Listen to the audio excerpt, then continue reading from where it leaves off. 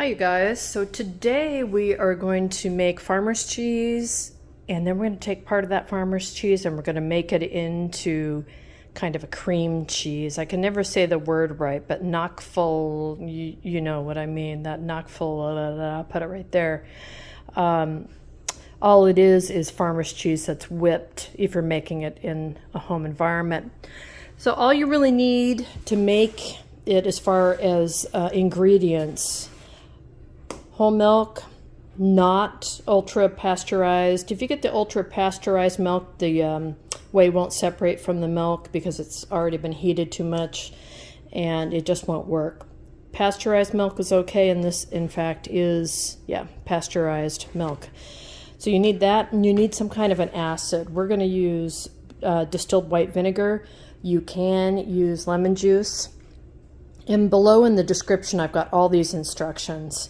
Optional is salt, but I highly recommend it for flavor and also as a preservative. And so this is all you really need. I've got some other hardware. I've got a pot. You're going to need something to heat the milk up, and then something to strain it with. I have, they call it nut milk bags. It's just like a muslin bag that you make oat milk in, or almond milk, soy milk, that kind of stuff. You could use linen. You could use napkins. A lot of people use cotton pillowcases. So you've got something around you can use. That's for straining it later. But right now what we're going to do is we're going to pour a gallon of milk into this pot here, and we're going to bring it to just shy of a boil. So just when the foam starts to get right around the outside, and for us that's in the United States, that's right around 190 to 200 degrees Fahrenheit. So in we go, and going to keep it nice and low. We don't want the bottom to scald, but this is a heavy bottom pan. Recycle this, and we're going to bring that up to almost a boil. This is what I got. I got this off of Amazon for this project, and I do make some of my own milks, but I'm going to get back into cheese making again, so it's kind of necessary. All right, so it's been going now for about 20 minutes, and it is foaming up on top. I did throw a thermometer in here because I couldn't find anywhere where it said actually how hot it should be. And let's see, 50, 60, 70. It looks like it's about 170 Fahrenheit, 75 Celsius. And I think this is good. Somebody likened it to the foam that you see on coffee. So I think we're there. And when you scrape the bottom of the pot here, I can feel the milk down there, which sometimes happens before it scorches, right? So I'm going to go ahead and turn it off. Turn off the heat. And then we're going to put a 1/4 cup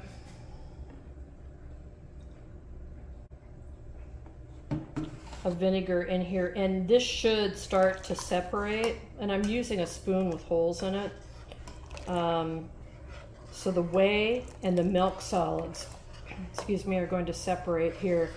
This may take some time, and I also may need to add more than a 1/4 cup. The recipes I looked at were kind of loosey-goosey. If it doesn't work in a few minutes, add more. So I'll try to be more exact in the recipes, or the recipe that I've got below for this and for the sour cream.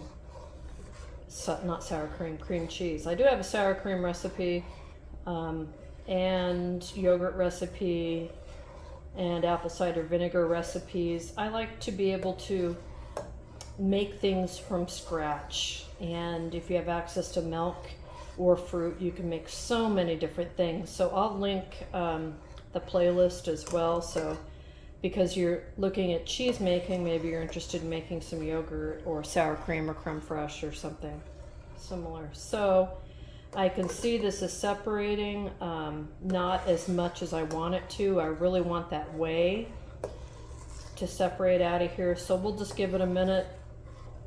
I'll keep stirring, and I might need to add some more vinegar. We'll see.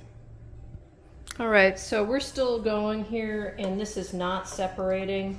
I looked up another recipe from a Russian-born woman who this was part of their daily life. She said to use a half a cup of vinegar. So in we go with another quarter cup. I happen to really like vinegar too, so it immediately, can you see the separation? Immediately. This was the right move. Definitely. Oh, that's what we want. Okay, so I'll correct that in my recipe. Look at that. Wow. Yay! So people keep whey and they use it for a lot of different things.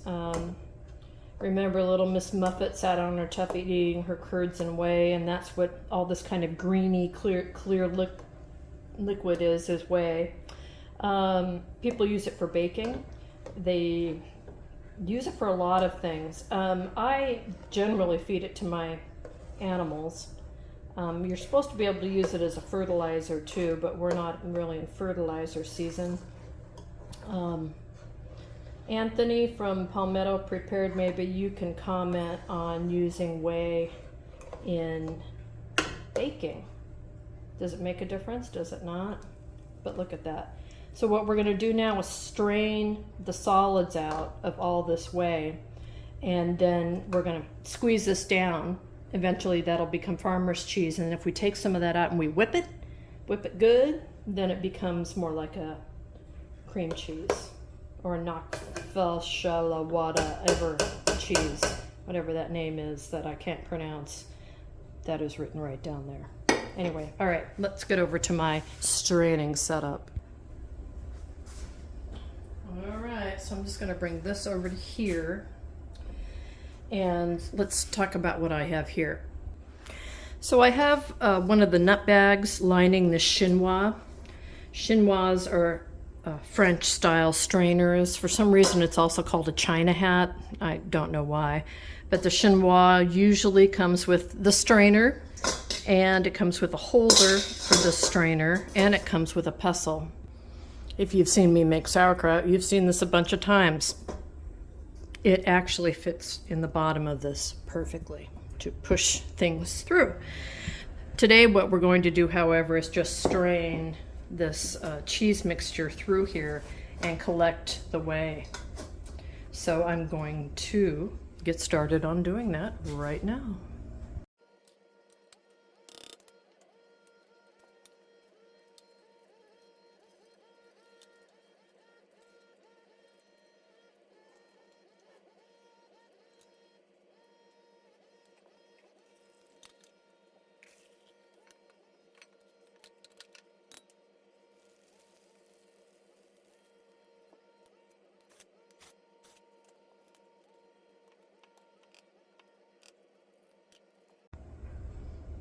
All right, so we've gotten rid of all the whey, but let's measure it just for fun to see how much we have left.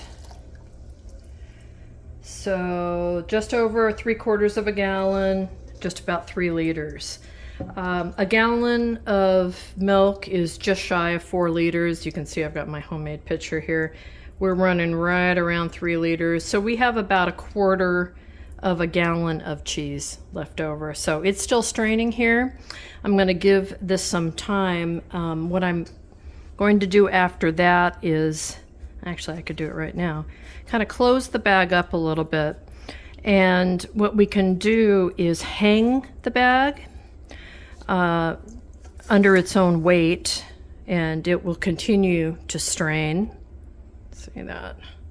Or we can leave it in the chinois and put a weight on it. And I think that's what I'm going to do, because I have a feeling this bag could be destroyed by too much weight in it. The holes in this thing are not the best in the world. So I'm just going to do that, and I'm going to figure out a weight. All right, so I've got a Pyrex here. Push that down a little bit, and I'm actually going to add some water to this to give it even more weight. So all that's doing is pushing down on that cheese. And we're going to leave it like this for about an hour. My kind of rule of thumb is when it's not dripping steadily, then it's done. If it drips once in a while, that's okay. I'm willing to give up the rest that's in there. So we'll leave it like this for a little while. But let's talk about the chinois and the setup I have here. What if you don't have that at home? All right, so if you don't have the chinois at home, you can use a regular strainer. You know, it goes over the bowl like that. You can use a colander, and all you would do is line it with something. Like I said, cotton pillowcase would work. I'm a fan of linen napkins. I buy them at thrift stores, and they work really well. It acts just the same as that bag if you pick it up like that. Here is another linen napkin, an old-timey one. Again, the pillowcase would work. Cheesecloth actually has holes in it, so sometimes a little bit of that cheese gets through, and man, you work so hard to get it. Why would you want to give it up? So, I mean, I'm even going to come in and get these little scraps off of here that are floating on top, but, you know, I'm kind of a weirdo. So, let's leave this to go ahead and strain, and we'll come back and see what we got. All right, so drip, drip, drip. I think we're about done. I'm going to remove my water. Save it for something. We're in a drought, people. I'm going to go ahead and remove the cheese bag. Put it in here and let me rearrange for a second. All right, so now our cheese as a farmer's cheese is done. So what we do is we take this out of the bag, just turn the bag inside out, try not to flop it everywhere like I just did, and kind of ease it on out of there. There will be some cheese stuck to the bag, and it's so good you'll pick it all off. So quick, quick, quick. Now what are we going to do? So now we are going to add some salt to this. Now you could skip this step. It will taste different, obviously, and it also won't keep as long. It keeps an amazing amount of time, actually. But if you want to skip the salt, you certainly can. Go ahead and give it a taste. See what you think. See if you want to skip that step. I am not. So what I'm going to do is add, it says a tablespoon of salt. Let's start with a teaspoon instead. This is kosher salt, a little bit of pepper makes its way in there, but I don't mind that. So you could add herbs to this if you wanted to make it more savory. Certainly that would be fine. So look at the texture here. It's a soft, crumbly cheese. So think of cottage cheese, curd. That's good. All right. So if you wanted to add some herbs to this, it would make a very nice cheese. This will melt. So if you added some of that whey back in, you could have a cottage cheese or something like a ricotta. If you added some milk back in, that'd probably be great, or cream. So what we can do with this is whatever we want, right? And some people will put it into a mold because it will hold shape. You know, you saw that. If you take it and make it into a shape, it will hold shape. So you could make it fancy. So what we're going to do, just to take this a step further then, is make it into that cheese I can't pronounce. Similar to a cream cheese, and what we need is a food processor or blender type unit. So this is what I've got here, and I'm going to take about half this. Let's see, I'm going to do a pretend line here and eyeball about half.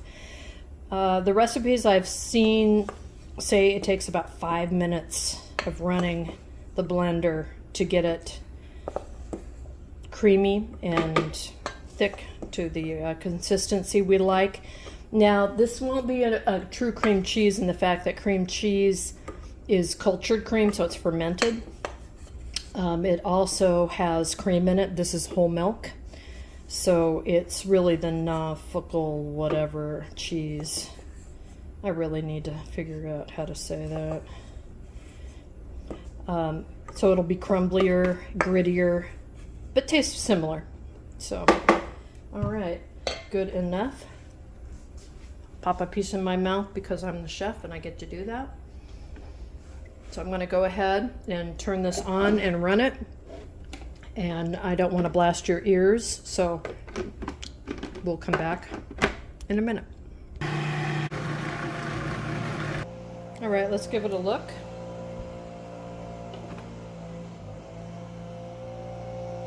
It's obviously very whipped. It does have a creamy texture. Oh, I think it's done. That's quite good. Let's put it in a bowl. All right, Neufchâtel. Look at me, learning something new. Neufchâtel, extremely sticky, but it is sticky, right? I mean, when you buy it in the grocery store, it's sticky. Beautiful. So look, we made 2 different kinds of cheese from milk and acid, either lemon juice or vinegar. Remember, you can make your own vinegar, apple cider vinegar, very easily too. And again, I'll show you how to do that with or without mother, just with apples and water. Don't even need sugar. So yeah, I guess that's about it. Let's stay in touch about this. Let me know if you try it and what you think about it, and if you can think of any suggestions. I will say one thing.